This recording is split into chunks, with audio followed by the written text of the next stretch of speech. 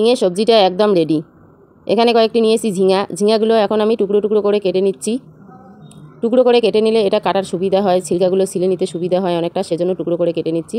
এখন দেখো টুকরো করে কেটে নেওয়া হয়ে গেছে, আর এখন আমি এটা ছিলকাগুলো ছিলে নিব।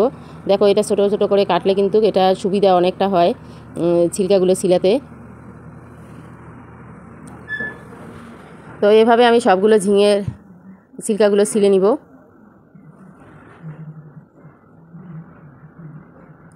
এখন তো ঝিঙার ছিলকাগুলো ছিলে নেওয়া হয়ে গেছে, আর এটাকে মাঝখানে একটা টুকরো করে কেটে নেব, আর ঘুরে এখানে দুটো ভাগে ভাগ করে নেব, আর এখানে মাঝখানটায় একটা টুকরো করে নেব। এইভাবে সবগুলো কিন্তু একই সমানভাবে কাটতে হবে। এটা সমানভাবে কাটলে রান্নাটা অনেক সুন্দর হয়।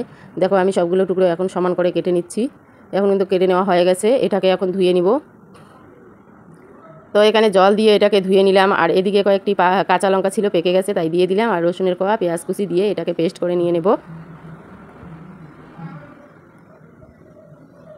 একটু জল দিয়ে পেস্ট করে নিয়ে নিলাম।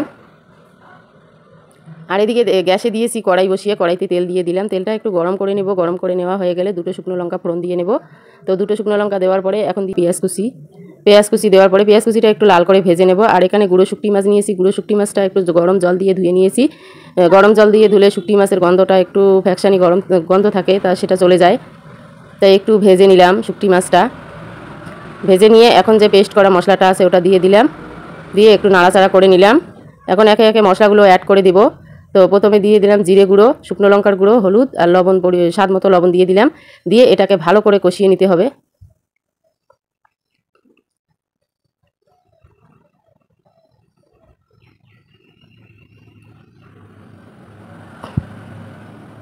এটা এখন কষানো হয়ে গেছে, আর আমি যে ঝিঙা টুকরো করে কেটে রেখেছি ঝিঙাগুলো দিয়ে দিলাম।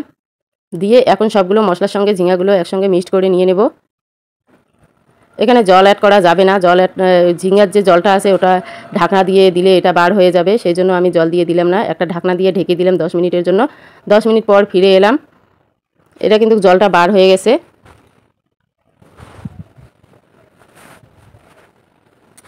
এটাকে একটু নাড়াচাড়া করে আবারও একটা ঢাকনা দিয়ে ঢেকে দিব। ঢাকনা দিয়ে ঢেকে দিলাম এটাকে সেদ্ধ করার জন্য। তো দেখো এটা কিন্তু হয়ে গেছে।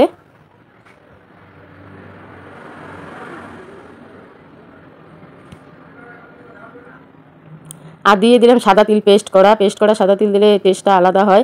তা বাদাম পেস্টও আপনারা দিতে পারেন সাদা তিল না থাকলে, আর না থাকলে নাও দিতে পারেন, এটা অপশনাল। আর আমার রেসিপিটা যদি আপনাদেরকে ভালো লাগে তো লাইক, শেয়ার, সাবস্ক্রাইব অবশ্যই করবেন। দেখো এখন কিন্তু একদম রেডি হয়ে গেছে ঝিঙের সবজিটা। ঝিঙের সবজি একদম রেডি। তো এখন নামিয়ে নেব। একটা গামলা নিয়েছি, গামলায় করে এটাকে নামিয়ে নেব।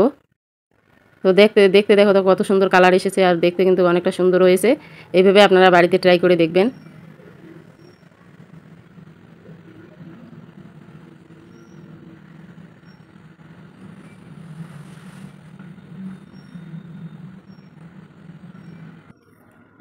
আজকে রান্না এখানেই শেষ, আর থ্যাংক ইউ।